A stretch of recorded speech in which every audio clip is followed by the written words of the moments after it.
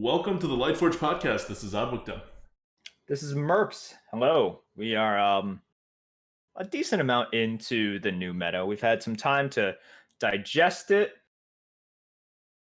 If you like it, that's good. If you don't like it, well, Blizzard hasn't fixed a lot of stuff yet, but let's talk a little bit more about it. Who doesn't like this meta? This meta is great as far as unbalanced metas go.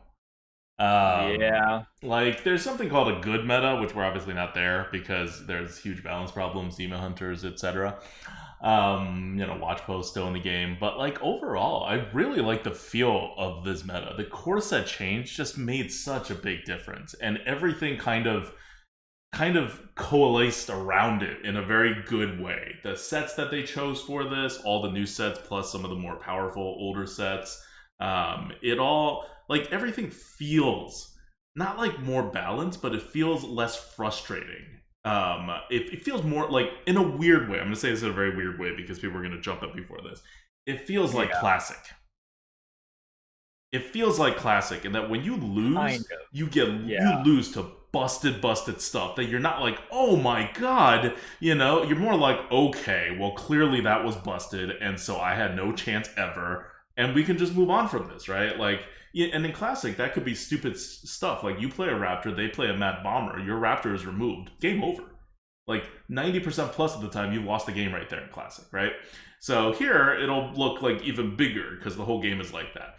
But outside of those situations, which these days is probably more like, oh, I had a whole board and then they played performers, right? Expendable performers. And now I'm dead. That's fine. That just happens. It happens X% of time. You put them all in a bucket and then you say, these are plays that no matter what I have done in the game, I will not win. It's 5% of your games, maybe 10% at most. Probably not. And the rest of the games all work really well. There's a lot of back and forth, super interactive, in the current meta. And the whole new system that they created where every curve card does something else just makes the game more fun. Because every curve card does something else rather than just being on curve, because it doesn't have room at the top to do anything else but be on curve without being super OP. So obviously there's some exceptions, but overall I'm really enjoying this meta, and I can't wait for it to actually get balanced. Yeah, at the end of the day, we got a good, no pun intended, we have a good core going for the arena. There's something there, and is it purely about tightening the reins and reducing the card pool? Part of it, but I think they chose decent cards. They tried to match power levels to some extent. There's Druid, which kind of is still a little bit mind-boggling. But to in many ways, I agree. I feel that the arena is in a decent spot. At the very least, it has good fundamentals and a foundation. You won't know that if you're looking on Reddit, because a lot of people are still very angry, understandably so, because losing to an unanswered watch post, losing to Coil Fang or Cycle of Hatred, it just really sucks, and there's not much you can do against a lot of this stuff. Ysera stuff as well. That generates Ysera. So stuff that generates Ysera. Yeah, there's a lot of things that are anger inducing about the meta, but yes, we have something good there, and I do find myself thinking a bit more and able to predict, able to play around because of the smaller pool, and that's exactly what you want. So earlier today, I had a co-op with Collins. I went on his stream. It was just very spur of the moment, impromptu thing. We played Shaman, and because he doesn't play a lot of arena, and it was sort of his first time kind of understanding a lot of the new cards. He was also surprised that Fire only does 4 damage now. But because of that, I was trying to explain some of the things that you might be looking at, some of the considerations. And you really do, from that conversation, recognize how much more predictability in some ways there are because of the smaller pool. if you guys don't remember or didn't really play much of Arena before the core set and Barrens came in, the game really got to a point where you can predict that they were going to perhaps remove or perhaps like get lethal in some ways, but you just didn't know. Like the card pool was too big. There were too many ways to discover things that weren't from the class or just like cascade into this whole kind of gold, like what was that, the Goldberg machine or something, into something Hmm. else, and that was just frustrating. So predictability, even at a high power level, is fun in many ways. It's especially fun when you're trying to play at the highest levels. Yeah, because what you want to do is you want to play on your opponent's turn, which Hearthstone doesn't allow you to do. But if you're a very skilled player, that's like one of the most important times. During your opponent's turn, you want to look at your opponent, you want to analyze your opponent's cards, all the information you're given, and figure out all the possibilities of what your opponents can have that will cause your opponent to have played the way that they played before, and how that limits their options going forward, right? Like, it's reads, but it's a little more advanced than reads. And sometimes you get a meta where you can't do any of that. And that is really frustrating. Sometimes you get a meta where you can do some of it, or like it comes out a little blurry. This meta, it's not like back in Classic, you had like an iron fist on that. Like you knew what your opponent had. And a lot of the frustrating moments came less from, oh, my opponent happened to have whatever, and more from what I was talking about, like at the Mad Bomber RNG. Like actual RNG was determinant of stuff, or like MCT, or like, way back when Big Game Hunter or whatever. These days, it's a lot more fuzzy than that, but it's less fuzzy than it was before the core set, which is interesting. I did not think that was going to happen. I didn't think the fuzziness level would go down given all the generated buys, given the freaking the gadgets, mean streets coming back. But it really is like I'm always looking at my opponent's card, and at a certain point in almost every match, you'll hear me say, "So I'm going to do something that's going to be very vulnerable," but he's out of removals, and then I'm either right, or they top deck a removal, or they discover into a removal, or they had a removal that was for 8 mana, and I was guessing this on a 7 mana turn. But the chances of them having it at that point, after I get my read, is like below 10%, probably like around 5%. And that makes me able to do things with my skill having nothing to do with how I'm arranging the cards or where I'm trading or whether I'm going face or not. Just my pure reading skill to create a much safer play for me than I would have gotten otherwise. Like otherwise, I'd still think about hedging a lot of stuff, because this is a meta where you can wipe off the board really easily, right? So you're not just purely tempoing out no matter what you're doing. You have to have like some consideration for being wiped out of the board and to recover back onto the board. So it's a lot of thinking, and the thinking produces some results, which is good. We've definitely had metas before where you could do that exact kind of thinking, and it would be entirely unpredictable. You would have a 25% more plus chances of failure. Yep. So let's talk about, now that we've said Arena is in a decent spot, as in it's got a good leg to stand on. Let's talk about some things that I think Blizzard really needs to address or improve on in order for people to actually enjoy the arena a bit more, because we do have a lot of angry people out there. We've talked about Watch Post. We don't need to talk about it anymore. You've heard Yeah, we've our also thoughts talked on about it. Demon Hunter. We don't have to talk Yeah. about like pushing the button on Demon Hunter, at least. Yeah, we know that. Like, yes, we need less coil fangs and cycle of hatred and all of that. So Inquisitor. yeah, let's talk about dragons for a second, because that's one Mm-hmm. of those things that it's nothing new. People have mentioned, but it does get drowned out by the watch posts and the talk about demon hunters.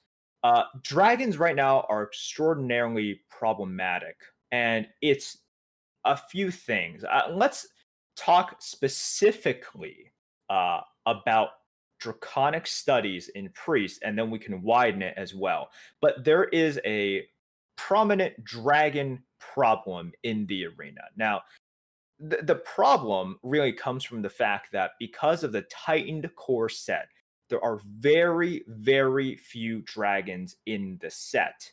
And with the redo of all of the, I'll call them like the god dragons, your Ysera's, Alexstrasza, Deathwing, etc. Even Malygos is good in some decks, but it's not always good. Like all of those cards plus Runaway Blackwing, Sleepy for Dragon. example. Yes, that's a joke. Hey, my Sleepy Dragon But won me the game. That'll go on YouTube on my 12-1 Priest run later. Like I later in the mean, week. I took it over Ysera. It was the right play. well, sometimes you just need it. Sometimes. However, because of the extraordinarily small pool, anytime you discover a dragon, your chances of getting one of the supremely good late game dragons is very, very high. Mm-hmm. And if you look at priests, so priests right now are number 3 win rate, and really they're tied with the number 2 win rate warlocks. And the reason is Draconic Studies. It is the second most common card in priests, and the third most common card is Venomous Scorpid, which can generate Draconic Studies. So, as you can see from what priests are doing, they just can play this defensive kind of style, hold you off, and then consistently get these bombs at the end of the game, whether it's an Onyxia to establish the board, whether it's Deathwing, Ysera, etc., etc. And it's just very, very problematic because in Arena, you're used to every once in a while getting like this really good legendary. But if you lose to every once in a while, that's fine. You're losing a lot more to these good dragons that are, even with the elevated power level nowadays, just exponentially more powerful than other stuff. Like new Ysera is all sorts of busted. You basically just have to be threatening lethal on the very next turn as the opponent to the Ysera player. Otherwise, you lost. Mm-hmm. There's too much tempo. There's too much. It's like single clear, multiple clear, tempo minions, literally everything you could want for Arena. Just like no heal, right? That's the only thing that Ysera isn't giving you. So with these cards, it's become way too easy to find them for Priest. Let's look at Warlocks as well, right? Like you're like, oh well, is it just a Priest issue? Warlocks, they're like one of their most common cards, the fourth most common, is actually Evil Genius. It's Evil Genius, which generates double lackeys, and we're getting further into the issue. People have ways to get lackeys, right? Mm-hmm. Cable Rat gives you a draconic lackey sometimes, and there you go. That's a draconic studies for everyone. It's just not as consistent. But with Evil Genius, and you get 2 lackeys, well, you're increasing the consistency here. Evil Genius has always been good, right? Like just getting those lackeys, but now you're finding ways for Warlocks to just get all of these dragons as well. And suddenly you are seeing a very dragon dominant Arena. And if you play Arena these days, I think you have to agree. You see these dragons all the freaking time. You will definitely see them from Priest, first of all. If you're facing Priest, you know what you're facing. You're facing Dragon Priest. That's pretty much it. They have Draconic Studies. They're going to play 1 or 2 against you. They might even get more somehow with like a Scorpid. If you're playing Warlocks, they have a decent shot of getting it. Also, people just draft the dragons now. Like you're going to get them in your drafts. I get a decent number of them in drafts, just like a decent number of legendaries, anyways. And this is kind of problematic in quite a few ways. The first is the Death Knight issue, which a lot of people complain about. They eventually banned. A lot of people are saying, "Oh man, like look at these Death Knights. They're so powerful. Once they come out, they just win the game." And it's kind of funny. And I know it's different eras. It's just kind of funny because if you look at all of the Death Knights people are complaining about, and then you look at these dragons are just hilariously overpowered in terms of late game sustain and late game value compared to those Death Knights when they pop out, right? So it's just kind of it's one of those problems where we can talk about the watch post a lot, and I agree.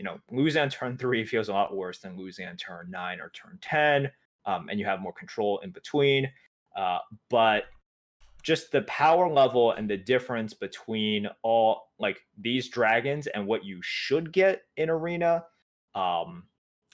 is troublesome, because if you lose once every, I don't know, couple runs to a Deathwing, well, that's cool. These days, you're seeing Deathwing like a few times every single run. Like it's just going to show up, whether you win with it or lose to it. You're just going to see Deathwing, Onyxia, Ysera, all of this stuff. Easy access, so super good, and you have the tools to get to them a lot of times. And I think Blizzard needs to fix this in some way. Like these dragons are just a little bit too good. Yeah, I mean, the easy way to fix it is pushing the button, because the button lowers the cards that are doing really well, and the cards that are doing really well for these classes are dragons. So it'll automatically get lessened. It's not gonna knock them to, like, just pushing the button won't change it to knock it to the, like, to the bottom tier. That involves someone at Blizzard actually knowing the problem and fixing it the problem this way, but I don't think that's going to happen. That's a number of orders removed from getting demon hunters down, or getting watch post banned. That takes a thumb on the scale from Blizzard, from someone who knows the arena meta, knows that this is a problem, and then believes that this is a problem. Because you could have the exact opposite argument. I'm going to call it my fun game designer hat, because this is the most typical type of game designer that exists generally in the world, and where game design kind of is going and has been going for the last decade. And definitely Blizzard's philosophy. And that's just look at this and say, Arena's not a competitive game mode. It was never intended to be. There's nothing here. People can do and make anything competitive, right? So we're not it's not totally anti-competitive, but it's not a competitive game mode. And dragons are fun. And people like dragons. Maybe vocal groups in Reddit don't like dragons, and vocal groups in Reddit hate a lot of other stuff more. It's probably number 4, number 5 on their list of things they don't like about the meta. And we're fixing a bunch of them. But while those other things may or may not impact normal casual players, dragons people love. People love dragons, and they love the dragons, especially the dragons that super change the entire game, right? And let you win the game out of nowhere. Those are the best kinds of dragons. Those are the coolest dragons. So, if you take them down in favor of skill, you're losing a lot here. Whereas if you take it's the same potential argument for watch posts, right? Although I don't know that there's that many people begging for watch posts to stay in the game, even among casuals. But something else, for example, hitting the button, almost no one disagrees with. So when it comes to Arena, really when it comes to most of the games in Hearthstone, we're going to favor the casual players, and to the extent that we're helping the actual balance of it go to do things on the balance side, we're going to do it in a way that is not hurting the fun of the game. And making dragons appear less frequently, making legendaries appear less frequently in the arena, that's going to hurt the fun. So that's my fun game designer hat. I'm going to take it off now, because obviously we don't care about that. I don't care about fun, because I define fun differently than how most people define fun. Definitely than casual people who make up the majority of the player base that Blizzard's concerned about. But that's kind of us problem. And this, whenever fun to Timmy meets up against people who actually care about skill in the game, fun for Timmy's gonna win. So when you're asking for balance changes and things like that, you want to ask for balance changes in a way that doesn't hurt Timmy, that Timmy doesn't give a shit about. So if Timmy hears, oh, we're going to balance Demon Hunters so it wins at the same win rate as every other class, Timmy's going to go, okay, that sounds good. I don't particularly care. Is it still a Demon Hunter? Now, if you nerf Demon Hunter down so that it's the way the Rogue was back then, and Timmy figures it out, Timmy's going to care. But they're not going to care if you do it a bit, right? And then everyone's happy is kind of the way it goes. But rule number 1 of Blizzard game design when it comes to the arena you shouldn't do things that will hurt casual players' perception of fun in the arena. Yeah, it is a shame that these are dragons with lore, with very Mm-hmm. extensive lore that people appreciate, and there's extra satisfaction in people who know the lore, in dropping the Deathwing, in dropping the Malagos, because it's cool. Mm-hmm. And it's got all this lore. You know, they have good memories uh, of playing WoW and you know maybe facing like Deathwing or something. So yeah, if it was, I don't know, just some sort of like, I'll just say boar, like no relation to quill boars or anything. But if it was just like a random boar or whatever, no one would care. Although, you know, then Blizzard wouldn't print like 10 mana powerful boars anyways, probably. But yeah, if no one cares about it and it doesn't evoke this like, oh man, this epic mythical god dragon, Mm-hmm. then yes, it would definitely be different. Um, and it's one of those things where I can see it. Like if they say, you know what, we just don't think it's problematic, I completely understand because you're right. It does have this extra oomph for a lot of players. And at the end of the day, maybe that supersedes everything. Like sort of that's one of the most important things. And for every Timmy to feel that oomph when the Deathwing is dropped or the Ysera is played, you know, that could be more than the random arena boomer just sighing every time that thing is dropped. Yeah, So up to a certain percentage at least. Because past a certain percentage, even the Timmies are like, all right, what am I doing in this game? You know, like, am I just yeah, waiting to like drop my Deathwing? But the thresholds are different, and I don't know if we're at that threshold or if we could lower that threshold or how Blizzard perceives it. But I could definitely see a pushback on that idea in the way there shouldn't be any pushback on the Demon Hunter idea, and there should be only minimal pushback on the Watch Post idea because I don't know, unless Moran Watch Post is actually this like super iconic WoW thing that you know is supposed to be the best card ever. Which I don't think so, but I really don't know. I don't think so there. That would be weird to me. But I don't know. I don't know who's in the watch post, right? Maybe like Sarah's hanging out in the watch post with Jaina. Like, you don't know. No, I know, and that's not it. Yeah. All right, all right. Moving on to the meat of this Lightforge podcast. Merps and I are having an interesting discussion before this, and I figured it would be a great thing to just bring into the podcast itself. And that is that we are playing the meta very differently, apparently. Than and okay, that's a weird statement. We are drafting in the meta very differently. I don't think we play particularly differently because once you have a deck, it's kind of a right way to play. But we have perceived the meta to be more favorable to different kinds of draft styles, and that doesn't usually happen too often in a meta. You'll rarely see us diverge so hard on generally, like maybe in one class or two classes we do something different, but we're never really too far apart. And here we're pretty far apart. Just as a overall coverage, I think we talked about this in last week's Lightforge too.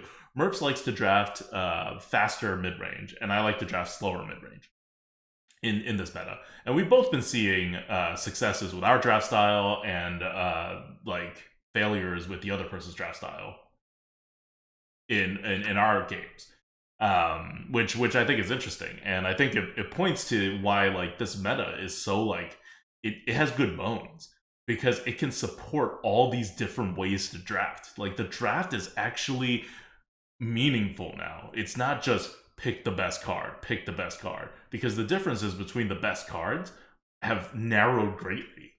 Like when you get rid of all the crap that used to be offered that you couldn't take, you're being offered just more meaningful choices, which actually allows you to go in different directions without punishing you too hard. And then you can and then the meta itself is also not punishing one or the other super hard because different people are able to find different successes with different playstyles. But I just want to go over what we're kind of doing differently on the draft side. So you want to kick it off with like your overall draft philosophy.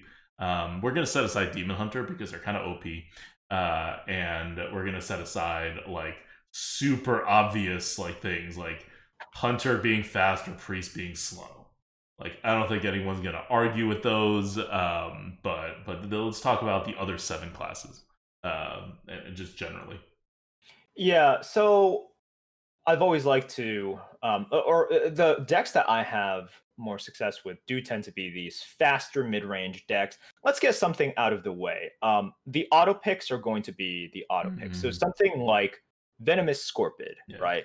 No reason for any deck at any point to pass it up. You can play it early enough such that it is a tremendous tempo unit on 3. Mm. You can play it later for an amazing unit plus reload. So there are a lot of picks in which you might look at, for example, either of our decks and be like, oh, but this card is a little bit faster. Oh, this card is a little bit slower and it generates value.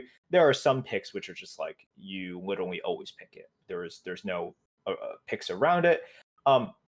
But for the other picks that are actually up in the air, I like to fill in the curve. I like stuff that is overstated by a little bit, or can work with me in terms of me having the board, because I work with that expectation. If I don't have the board, I'm probably lost. I'm sort of crafting my deck to be like that, and I'm just trying to do it to limit my opponent's options. Now, this isn't Face Hunter.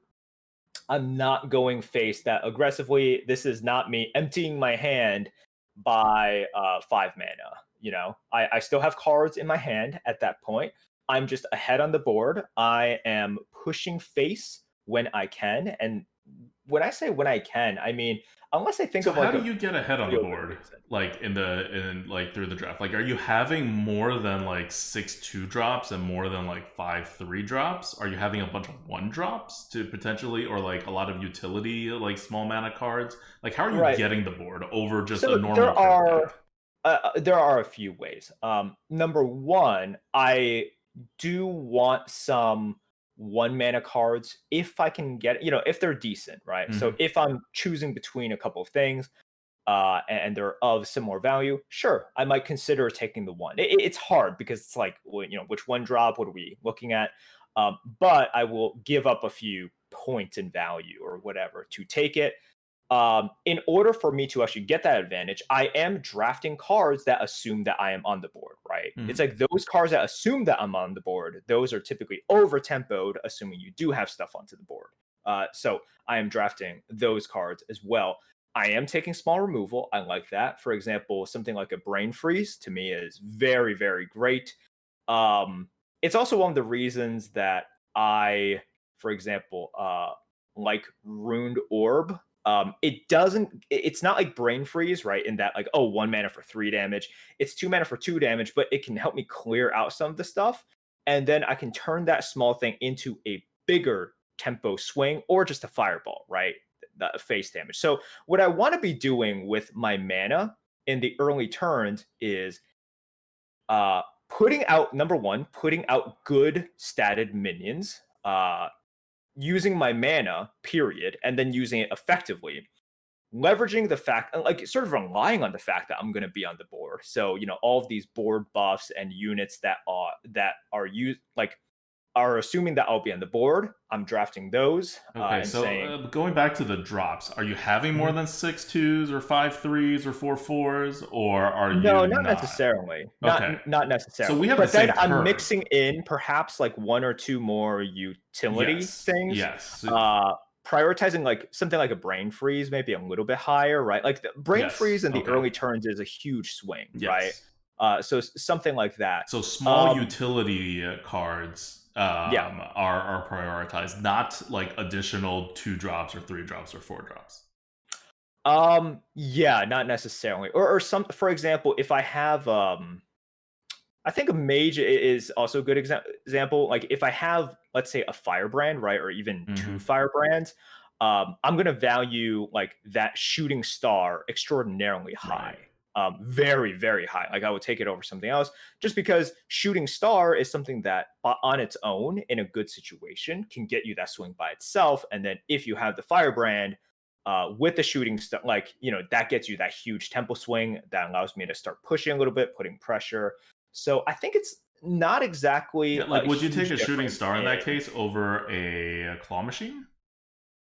I might. Okay. I might. I don't like. I Let's say, yeah, the thing like let's say the it's thing pick that's good about 15 Claw and Machine. you have one flame, whatever the spell At burst that point, guy, I don't think I'm like Claw Machine is also very good in that it removes, right? right? Like it's got initiative, right? Mm-hmm. As long as I am keeping that advantage, that's good. Because my opponents are going to be playing taunts. Everyone has taunts. Everyone has tons of taunts in this meta, right? They're going to be playing taunts. They're going to be trying to protect themselves in some way. So the claw machine works in many ways. Like, and then I make up that tempo in the next turn, probably with whatever I draw with the +3/+3. So claw machine, I would say is like different. If we're comparing to something, that's obviously not as good, but something Yeah. like a smug senior, right? Then Okay. Yeah. yeah, Yeah. like Okay. So you would take it over a Smug Senior. probably, Okay. probably, yeah, probably. Mhm. All right. Yeah. So that's how Merps drafts. I draft with it. So we have the same curve. I think that's very important to note. Like Mhm. it's not like Merps has 6 2 drops and he's like, well, I guess a 7th 2 drop is is better than my I don't know, let's say 4th 5th drop. Like in those cases, what would you take? Equal value 2 drop to like if this were turn 1, it would be an equal value 2 drop versus a 5 drop, and you have 4 5 drops and 6 2 drops already. Wait, what's the situation here? You have in your deck already. It is the last pick of the draft. You already have 6 2 drops. You already have 4 5 drops. And the value of those 2 cards that are presented to you, one's a 2 drop, one's a 5 drop. If it were on turn 1, they would be equal value. Which one do you take? If it were on turn 1, they would be of equal. So they're Wait, the what does equal that value on a mean? turn tier list. 2 drop and a 5 drop. And you are now on your Oh, final. Yeah, your curve is filled out. You have 6 2s and well, you have is four it like fives. what are they're both just tempo like units? They have no Okay, extra you have a utility. pit Like, fighter and a croc. uh, all my other twos are like very very solid, Yeah, I mean or you have. they're Well, I mean they may not be the most solid on tempo, but they're at least a 2 2 on tempo. And if they're a 2 2 on tempo, they're doing something else, right? Otherwise, they're a 2 3 or a 3 2 or even better. I don't. I mean that's a little bit. I just don't like the croc that much if it's just a croc. So I'll probably take the pit fighter because at the end of the day, you do need a couple of like higher. Like I like the fact that it's a 5/6. I think a 5/6 hits some pretty important breakpoints in the meta. To not get removed. So I do Yeah. like that. So I might end up taking the pit fighter, but it's one of those things where I'm like, like what I'm in my mind, why I'm taking the pit fighter is so I can chunk that last bit of damage, so I can put it down and Right, then like but so they you're can't still remove it getting a and then bigger I'm not deck. getting You have damage. a choice between a smaller deck and a bigger deck, and you're picking the bigger deck on two pretty bad. I guess Pit Fighter's just a little better than a Croc, so Yeah, I mean it's better. yeah, Like that's not that's a the fair thing, right? It's like comparison. a fair amount Okay, better. compare Yeah. the frenzy guy, the frenzy Pit Fighter versus a berserker. Wait, what berserker? The aberrant, like the wait, sorry, It's the dark spear berserker, or the oh, I don't know what it's called. The 2 3 taunt Amani. oh, that thing. Is that not a berserker? I don't even know what it is. Yeah, I But know what I you think mean. that's about the same value as the 5 6 frenzy guy. Normally. I really like the 5/6 frenzy guy, so. So are we drafting the same way and you're just categorizing it as fast, even though you're picking 5 mana cards over 2 mana cards of roughly equal value? No, I think what you're picking, like, Yeah, I Bone think what True this really Brawler. Thanks, shows, chat. I think what this really shows is I like the 5/6 stat line a decent amount. I like stuff that has higher health because you are getting that, you're getting past certain breakpoints that are within the meta. And I like the fact that because I am on the board, because I'm pushing damage, that final bit of damage and that final bit of safety that I might get with the 5/6 is pretty decent. Um, I like the fact that the 5/6, I can sometimes, I'm not saying very often, activate it for extra face damage, right? Like it's one of those where that specific health, that body, like everything helps it out. Now, if you're like, if we're just talking about like the 2-drop, or I don't know, like a mediocre 4 or something, I don't like. Well, no, but those are both curve cards. I'm trying to get to like if you can increase the size of your deck or increase your consistency of being on the board in the beginning, right? So Yeah. let's go with something else then. Let's go with Croc or a 6-mana 6/6. Now the 6-mana 6/6 is worse than a Croc normally. Oh yeah, I'm taking the Croc. You take the Croc over that, over 6-mana yeah. 6/6. Okay. Well, I'd still Right. take a 6-mana 6/6 if I had 6 2-drops already for the last card. So I am playing more slow. I am drafting more slow than Merps. Okay. So we're not drafting the curve exactly the same, but it's kind of similar. I think We're not too far off, no. Really, I think the difference is how much we prioritize these small things, and like it's really like the shooting star, the brain freeze, the maybe I draft this card that relies on me being on the board a little bit more, you know, like all of that stuff. Because I think our how high do you preferences and our value Shavara right calculations- now? Shavara. The ultimate off the board card. So that I still value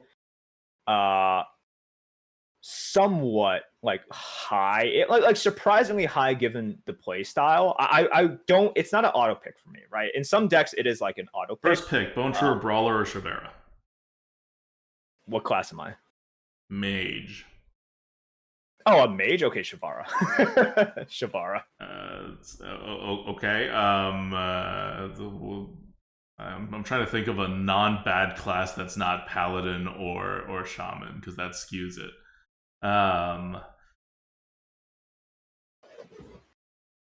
You can keep thinking. There are no non-bad classes there. This is kind of also my thing, right? Like, all the good classes are more favorable playing slow than playing fast. Which skews on whether you want to play slow or play fast, right? Because you're normally playing good classes. You're not playing like hunters and druids for the most part. Not that, right? You're not playing. You're barely playing like shamans and paladins. You're usually playing like, if you look at the win rates, the top classes are, you know, setting demon hunter aside, it's still like priest, warlock, mage, and they're all better playing slower. So most of the time, you're better off playing slower. Like warrior is the one potential exception, but I can play slower with a warrior too. I think they're kind of in the middle actually, but they actually have removals now, like actual, like they don't have that many weapons now, which prevents them from being really really good at being aggressive, and they have coerce, which they shouldn't have, and it's skewing how warriors get played. But then you look at like outside of warrior, your shaman and your paladin, which are your on the board classes, are number 6 and number 7, and your druid is a pretty on the board class. That's 10. Hunter's an on the board class. That's 9. So it's just like your classes that are normally good at doing the on the board and build on that thing are all doing poorly generally because they're just worse. And if you're drafting the good classes, like Warlock and Mage and Priest and Warrior, like kind of slow, then you're kind of just drafting slow, aren't you? So here's the thing. I think we're not super far apart where we are. I think a lot of the differences come from subtly the draft, but a lot of it is how we are playing once we get into the game, actually, in terms of how early we're trying to push face. When we do discover, like both of us are drafting like the same discover cards, right? Yeah, I mean, those I are draft all really Rune good. Orb, you draft Rune Orb. I draft Scorpid, you draft Scorpid. You can't not draft the discover cards. They're just too good, and no matter what you do. Right. It's just a matter of which thing you are taking. And as to what you're taking, I think we might differ a little bit there. So yeah, like I don't think there's like a huge amount of difference. And by the way, I don't think we're different when we're playing it. I go face very often in this meta. Like most of my strategies like involve going face. It's just I draft a slower deck. And usually that's how it works. If you draft a faster deck, then you are more protective of your board, because if your board ever gets wiped out, you're dead. Whereas if you draft a slower deck, you kind of care less about your board because you have many ways of coming back from a dead board. So you can afford to go face and let your opponent get a little bit of value if they have the card, right? Challenge them to have it. So like for me, if I'm playing mid-range slow versus mid-range fast, my mid-range fast decks trade a lot more than my mid-range slow decks. Also, my mid-range slow decks probably have the option to trade a lot less because it's more likely that I'm off the board to begin with, and therefore, I don't have initiative with my minions to begin with. Yep. But okay. So the way I draft is the basic philosophy is don't worry about twos, don't worry about threes, worry a little about fours. It's actually not that many fours in this meta, but there's a ton of twos and a ton of threes. You will eventually be forced to take twos. You will eventually be forced to take threes. In fact, you'll eventually be forced to take 6 threes, whether you want it or not. They're just super freaking powerful in this meta. So anytime you can choose away from a 2 and away from a 3 in the early draft and the mid draft, do it. And then in the end, try to fill in your 2s and 3s, and you will almost always have the opportunity to fill in all of them. I have yet to have a deck that was missing the 2-3 curve by more than 1 card. And I try my best not to take any 2s or 3s if given a roughly equivalent card that does anything else. Whether it's just a utility card, whether it's a large card, I'm just not going for 2s and 3s. Now, if the 2 and 3 is significantly better than the other options, I'm going to take it, obviously. But that's I have a thumb on the scale against 2s and 3s going in. And I have a thumb on the scale on any card that helps me come back onto the board, because I expect to be wiped off of the board twice over the course of the game, and my goal is to survive being wiped off the board twice. Now, if they drop a Ysera or a Deathwing, or whatever, I just call it a loss, because you can take 5 or 10% losses. That's fine, and still keep a 75% win rate. It's not like whenever your opponent drops a big bomb that is not that frequently seen, you lose, and that's fine, and you don't need to beat those. I think that's my key takeaway from this meta, is you have to beat the other decks that are kind of like your deck that has some really good cards, but don't have the nuts, or they have cards that could discover the nuts and then they don't discover the nuts against you, or they have the nuts but it's actually in their deck and then it's in the second half of their deck and they never draw it before the game kind of concludes. So with all that, like, I like to in the draft wise, I'm going to end up with the same curve Merps ends up with, the same exact curve at a very high percentage of the time, but I'm going to end up with more larger cards rather than more early game utility cards, because I do like Holy Smite. I rate really, really high. Board clears, I would take really, really high, but mostly I'm trying to get things that lets me come back onto the board. So things like Holy Smite, not only is it a good early game kind of removal for pushing aggro, it's also a good late game removal to help you get back on the board, because you're still swinging 1 mana for 3 damage, and the 3 damage can hit something with 5 attack or something, and then you're killing a 3/5. It's still a really good swing even in the late game. So those kinds of cards, like you talk about Brain Freeze, I'm fully on board with Brain Freeze being an amazing card. But I'm not afraid of, and it doesn't sound like Merps is afraid of it either, of things like Chimera or just things that work better at getting you back on the board rather than at increasing the advantage that you have while you're on the board, right? So I would want a mix of both. If I have buffs and I have double-sided board clears, that's great. I want both of them, because I know I'm going to be on the board, and I also know that I'm going to be off the board. I'm not going to take the board early and hold the board. I'm not even going to take the board early, hold the board, get wiped off once, go back on, and then win the game that often. Most games I'm going to get wiped off the board twice. Or I was going to win no matter what strategy I had, right? You take the games that you're going to win no matter what strategy you had off the board in the beginning, because it doesn't really matter how you draft. It doesn't really matter, whatever. Your opponent either just has the worst deck in the world, the worst luck in the world, or is the worst player in the world, right? Those no one cares about. So otherwise, I think it's kind of similar. I'm totally willing to, I had a really bad, I think it was a mage deck that we took to, what did we take it to, 7 wins or something? Some ridiculous number for just how bad that deck is. It had nothing, and it had 2 10 drops. And it was just I think the genesis for that deck is I try to, on turn 1, create ice synergy. and I did not get a lot of ice synergy. So it was just a very bad deck. But we drafted it as big as possible with the ice synergy, caveat of taking really bad ice synergy cards, even when we have better options. And it just turned out to be a bad deck. But it was kind of chunky enough and combo-y enough to, muddle through to get a mid-range kind of wins. And I think you could do that with a lot of decks. Like, just kind of muddle through and get your wins if you don't run out of cards. On the other hand, if you're trying to push really hard, you're vulnerable to the one thing, right? Like, whereas you're less vulnerable to the one big thing, like a Ysera, like a whatever. But those one big thing decks, you're much more likely to meet later on than earlier on, because those are the good decks. Whereas that one thing that happens to come on turn 4 or 5 or 6 that wipes you off the board and you're set severely behind, bad and mediocre decks are as likely to have those cards as good decks. Or it's at a higher percentage than someone with like a Ysera in their deck when you go up. So I think, at least in my experience, that's how I get screwed a lot when I play fast. When I draft fast, it's the early part. Whereas when I'm drafting slow, I feel like I have pretty good security through like 4 wins at least, and it averages out actually surprisingly high. I think also the skill level in the meta right now is still low. Like, we're still in the early, hype area, where a lot of players who are either just getting back in the arena and don't have all their skills back yet, or are just like kind of casual arena players and like just checking the meta out.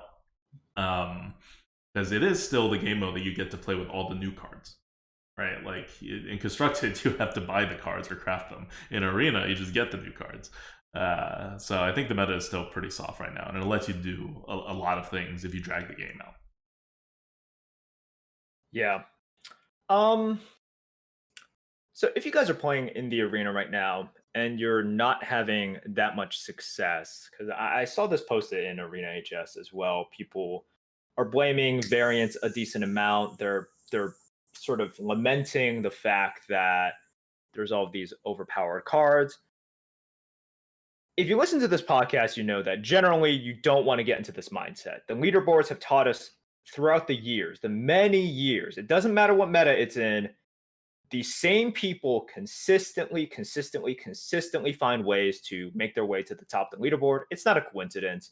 So in very unpredictable metas, if that's the case, this is not an unpredictable meta. You can call it a frustrating meta. That's fine. I agree with you there. It is a frustrating meta in many ways, but it is definitely not an unpredictable meta. We got to the point where before Barrens, there was a point where I didn't really like. You could even say it doesn't even matter, sort of making these reads or doing predictions to the extent that some metas required you to do, and the meta certainly requires you to do right now. It's just not rewarding enough. But right now, it's definitely rewarding enough. So you can be frustrated. You can say, I don't like the meta.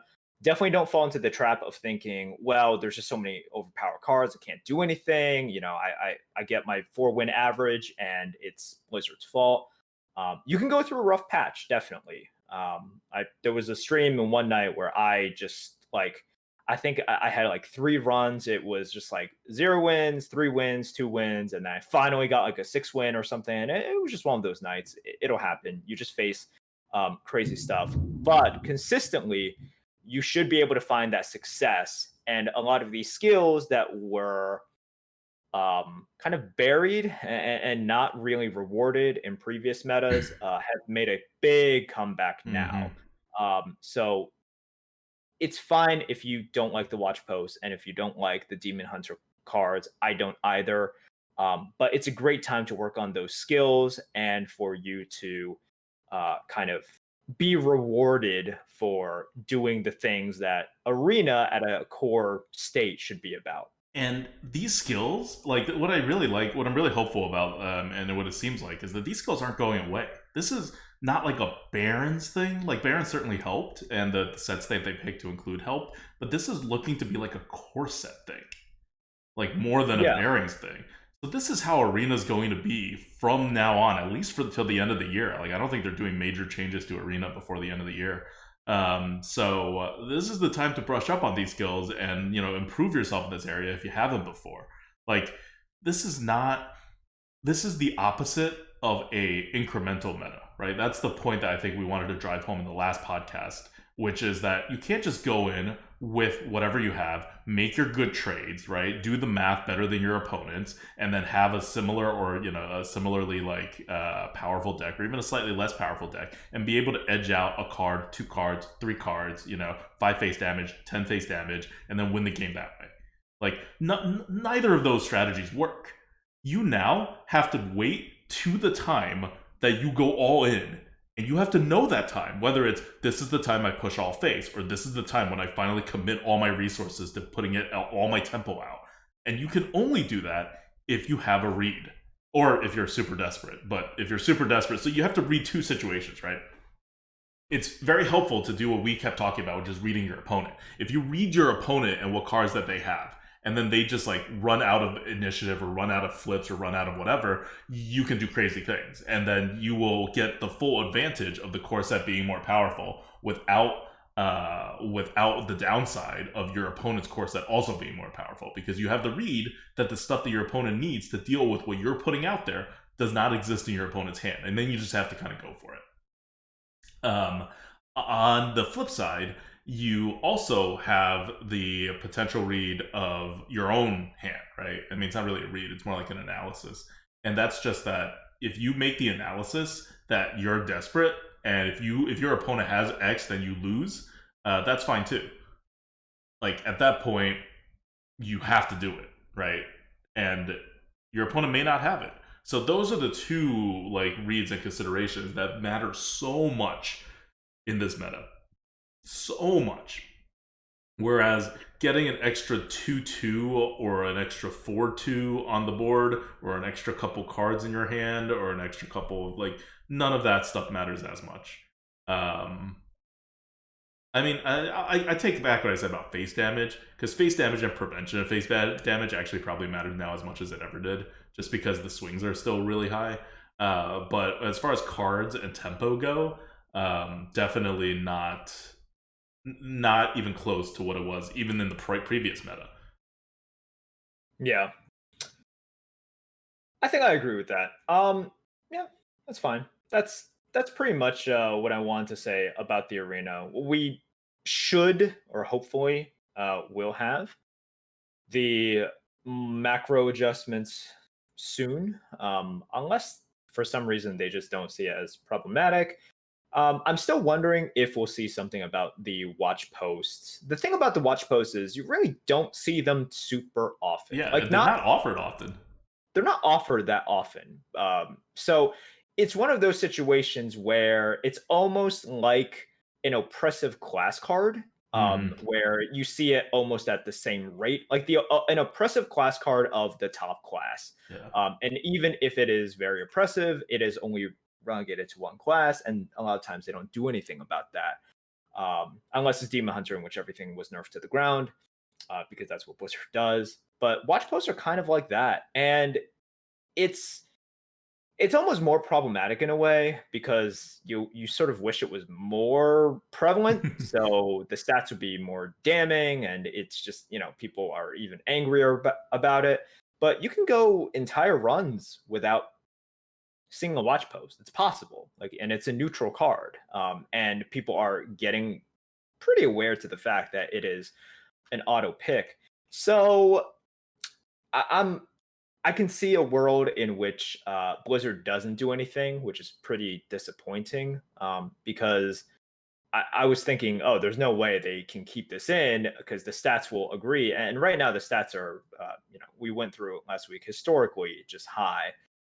But they could get away with it, and they can get away with it in such a way in which, would I keep playing Arena if it was in? I mean, it's okay for now. I lose games to it in very frustrating fashions that you really can't do anything about. And I've also seen this on Reddit as well. People are like, "Well, you're just not playing around. watch post good enough. Like, you got to draft premium 2s and 3s. You just heard like my curve and what I'm drafting, and I'm prioritizing like small removals as well and everything. You just can't do anything against watch post when it's dropped early. Like a lot of times you can't. And then it goes to the philosophical question of, are you okay with literally just losing on turn 3? I think it has to be no. I think it has to be no, even if you've done everything. And like that's basically it. But if you're only losing to it every couple of runs or so because of how often you're seeing it, fine. Like it's enough such that Blizzard can ignore it and people are going to be angry and they're still going to be post about it, but I think a lot of people will still play it. Yep. It's in every 6 decks, which means that you're going to see it every 12 games, maybe every 10 games. Yeah, you're going to see it like once a run if you are an Infinite Arena player on average. Just once a run. And I win over half the time when I see a watch post played against me.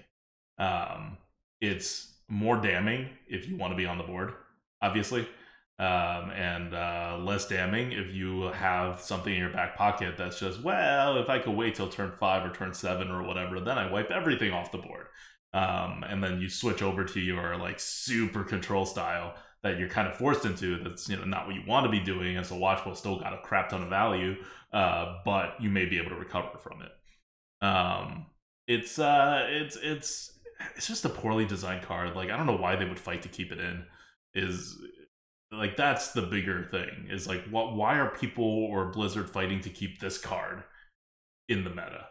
Like, what's the loss here for this, right? Like, I think all Blizzard has is a slippery slope argument, and the slippery slope argument doesn't quite work with watch post because it is kind of in a category of its own, and Blizzard can just draw a line somewhere, right? Like, they could draw it above watch post, they could draw it below watch post, but watch post is that card next to Runaway Blackwing. Like, that's what we keep saying, right? Like, you could think whatever you want about whether we should ban watch post or not, or how powerful watch post is, but there is no neutral card that has not been nerfed, a non-legendary, that stands between Runaway Blackwing, which is banned, and watch post, which is not yet banned. So it's just where that line is. Anyway, I hope the button is pressed next week. They didn't really say that the button's pressed next week. Oh, before we end the podcast, I just thought it was an interesting bit of tidbit. Ixar had a tweet that was basically like, oh my god, I've been playing so much Arena these past few months. Like, so much. And I'm like, I mean, I knew he was playing the Arena because he's in charge of a lot of the stuff that happens. But I did not know he was playing that much Arena, that he would feel confident enough to, just like post like, oh my god, I'm playing like almost like more Arena than like other stuff, right? Like, so at least one of the developers is actively playing a lot of Arena. Now, I think our ideas on game design and our perspectives differ a lot from XR, but this is a lot better than before, where I think there were definitely times in which nobody at Blizzard was playing any serious amount of Arena, or at least nobody with power.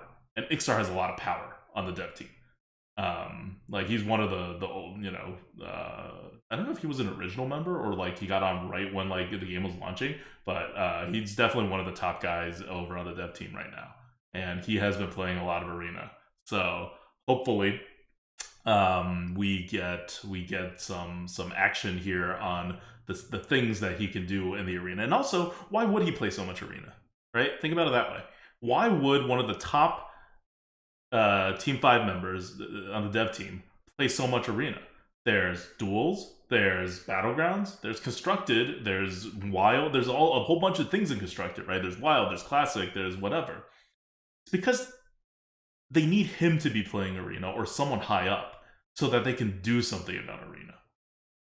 Like, well, it could just be the other modes all kind of suck right now. Okay, sure. But still, they're still constructed. They're still like whatever, right? Even if the other modes like suck right now, he's not just saying this as in like, oh, since Barrens was launched. He's talking about months. This is before a lot of the other stuff. This is when other things were fine too. It's because I think that there is this task right now on Team Five's like to-do list that needs to be done by a certain point that needs top level approval. And when you need top level approval, that means you need to like this is big. This is going to be big. And it's going to, at least the planning process for it of what to do with Arena is going to happen soon. Because Ixar is not going to be playing this much Arena for the rest of the year. That is not going to happen. This is one game mode. He's got way more stuff to do. But he's checking this out because he wants to, and probably the whole team wants to, solve this problem of what to do about Arena. And the solving the problem stage, which we knew from last year, because they announced it last year, in the beginning of the year, that they weren't going to do anything to Arena, right? Like in 2020. It was very clear. No one was misled. Good communication, even though we would appreciate something being done, that was at least very clear. And I don't think anyone harped on them for not doing anything, for not communicating during that year. It was we knew we were not getting communicated to. It was we'll get to you later, maybe. Well, now that they're getting to it, right? They've done their stuff. I don't know what else is in the pipeline, but one of the things in the pipeline that they're going to start actively doing, because right now they're analyzing, and past the analyzing stage, they're going to get to figuring out a direction, agreeing on that. Then they're going to actually start doing stuff. So I'm not saying oh, in 2 months there's going to be an overhaul of Arena. No, there's definitely no overhaul of Arena in 2 months, or else Ixar wouldn't be doing this.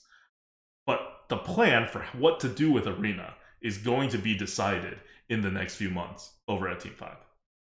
And that's way better than what happened last year. Even if we're not going to see the actual fruits of this until the end of the year, or maybe even next year. Yeah, I agree with it. Okay, so that's basically it for Arena. I know a lot of you guys have been also interested in BG news, BG updates. You guys will know not a lot has happened. I think you guys have even sensed it from some BG streamers. The meta is in a spot in which people are not exactly happy with it. They're finding it a little bit stale, boring. It's a meta I like. Huh? The meta I like. Yeah, exactly. That's not a good thing. So yeah, the meta right now is just not very fun for quite a few people, and it's not that it's not just that there's nothing new. People are really tired of taunts, mostly because they gatekeep the late builds a little bit too much. They deal a little bit too much damage and are a little bit over tempoed for that period of time in which they are dominant, those turns in the middle of the game. And I think that people are also a little bit tired of the Barrens Blacksmith. I think that was just a terrible addition to the game. I've always wondered why they added the Blacksmith to BGs, because it doesn't make any sense. You do have the Barrens that came out, and you're adding this one card. I think we have to stop thinking of Hearthstone as this fluid game in which everything goes with each other. BGs for quite a while now has been carving its own path. They're taking away all of these traditional Hearthstone cards, replacing them with purely BG cards. And right now you just have remnants that, might exist in both modes, right? And that's fine. But this Barrens Blacksmith edition is just very confusing. It's literally the only card right now in BGs that has the frenzy keyword. It's also not explained to you, right? You're just wait, what is frenzy? Huh? Why is this a thing? And it's so polarizing in that early mid game, or even early game if you get the super early triple, in which it doesn't add anything because it's not a late game unit. And it's not even a solid mid-game unit. It is an early mid-game unit. It's got 2 turns that it really shines. And if you get it in those 2 turns, you crush your opponents. You absolutely destroy them. And you not only win, you deal so much damage because literally everything on your board survives. And when I watch streamers as well, it's sometimes they have it, and they're facing up against someone else who also has it. And it's literally a 50-50. And it's 10 damage on each side. It's if I win the 50-50, I deal 10. If I lose, I get dealt 10. And it's about who went first with their Blacksmith. Hey, now, it doesn't it's happen like Pirates. I know. Now it doesn't happen super often, right? But this kind of stuff in BGs is not good, especially for a unit in which it doesn't have any utility past those literal 2 turns, just those 2 turns. And after that, you're kind of just throwing it if you're playing it. So I don't get the addition. You're not like selling frenzy or anything. It's literally this one card that has a frenzy keyword. It doesn't belong in BGs. So it, that confuses me. But once again, BGs, they've consistently shown they're going to put a lot of effort into it. This is a low point for BGs. It's just a little bit boring. But once they put out the Quillbore update and the big update, which we should get like at the end of the month, that would be really interesting. I will definitely be going back to BGs. I'm itching to go back to BGs because I do miss the gameplay and the thought process behind it a lot. And let's be honest, as of right now, if we're looking at which mode has more of a future, it's I don't think many people are going to pick Arena. Okay, so I don't know. yes, Arena Resurgence has been happening for a year now for no real reason. not really for a year, Okay, and for like yeah, 9 months. it's more out of just sort of like, okay, well, let's see how this is going. But no, not really. So yes, if you guys are missing that content, I am kind of missing it too, and I will definitely be diving in once the Quillbores come back. Until then, I don't really imagine us talking about it a lot, or me personally playing a lot, just because of the state of the meta and the fact that there's not much to play for. I think once again, there's definitely skill involved. It's just this very niche skill of being able to not just play the taunt comp, but recognize all these little things in order to face them, how to properly maneuver this essential mid game to give yourself space in order to survive to the late game. Like that's very important. A lot of people are just like, wait, like I keep on dying in the mid game and these stupid taunt comps. It's like you're not saving yourself that like 5-7 damage to the face by either positioning or tempoing or maybe putting off leveling or even leveling a lot faster so that you take the damage earlier on than later. You're doing one of those things wrong, and you can get to the late game more consistently than you think you can. The problem is these skills are being tested right now. I don't find them that much fun, and you don't get to the juicy end game in a free way as often as perhaps you would like. So that's why I'm staying away for now. If you like BGs, I I definitely don't want to put it off as like, oh, herpaderp no skill. Just like with Arena, I see a lot of frustration nowadays with both modes. If you want to improve, there's a lot of fundamentals to be learned for both. It's just about what particular skill is being emphasized right now, and with BGs, that particular skill is not something that I find satisfying. I think you're taking a very narrow look at what skills being tested in BGs from the lens of like, how do I, be a top 10 player or whatever. But BGs right now, like I have no idea. I mean, I know technically we were talking about, but I didn't do any of that. And I was climbing from my roughly like 11K at least, like minimum 11K. I thought I was 12K. You think I'm like 11K, but whatever, like somewhere around there, right? And What MMR are you right now? 0, I think. I don't know, like 3K, 4K, 5K. I don't know. No, I don't know what my internal MMR is. Right, that's the point. My actual MMR, I'm still getting points for being 6. That's how far away my internal MMR is from my regular MMR. So it's not a particularly good thing. But I've been tracking it based on what it was before and how much I've been winning and losing. I estimate that I am somewhere between 11K and 12K, probably closer to 12K than 11K, but whatever. It's somewhere in that range, right? And I'm not doing any of this stuff, and I'm winning, and or at least I'm not doing any of this stuff consistently. I'm sure I do some of this stuff sometimes, because a lot of it is just playing BGs, right? Like you don't have to go for it or realize great inner truth about it to be clicking on the minion and putting it in your warband in the mid game. It's like not that complicated. And a lot of it is just I'm still learning. Like I've been out of the game for so long, so I was still learning like what do elementals do, right? Which was important to me to kind of vaguely figure out.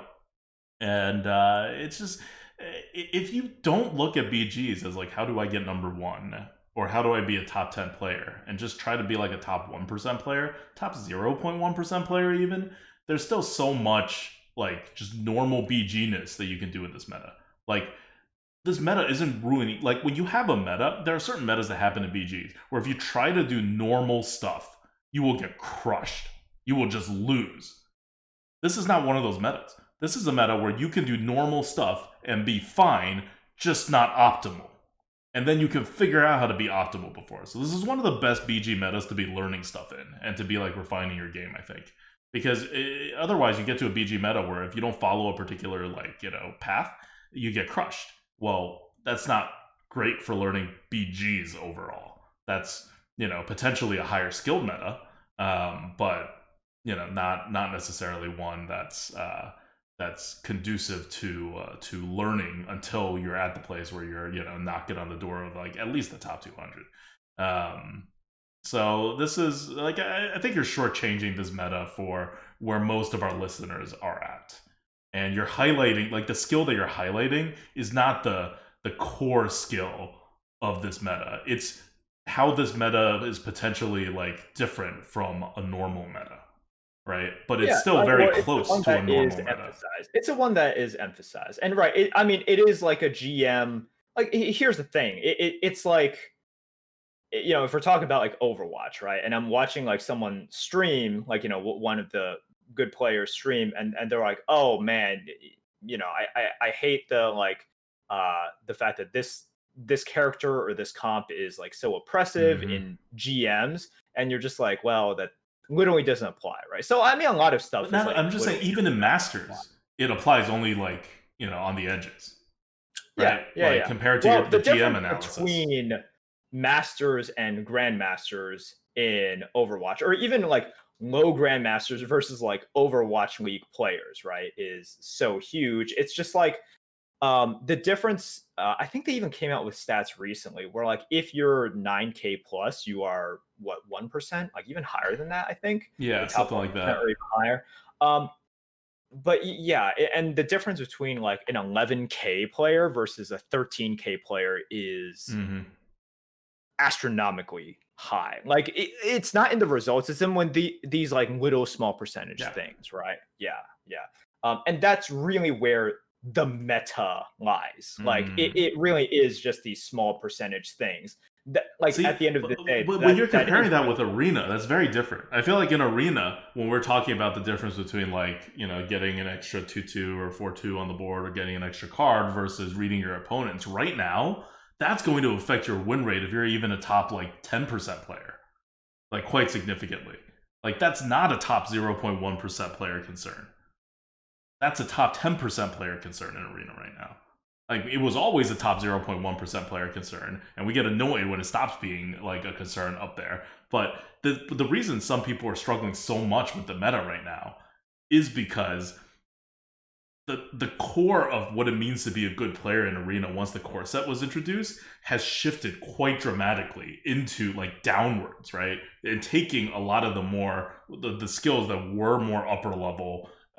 Not that they're like necessarily harder, but just that it was less integral to you winning the game before, that you would just focus on it less before, and like moving it to the forefront of like just fairly normal games for people who are like dedicated to playing the Arena and possibly listening to this podcast, even if they're not like the best players.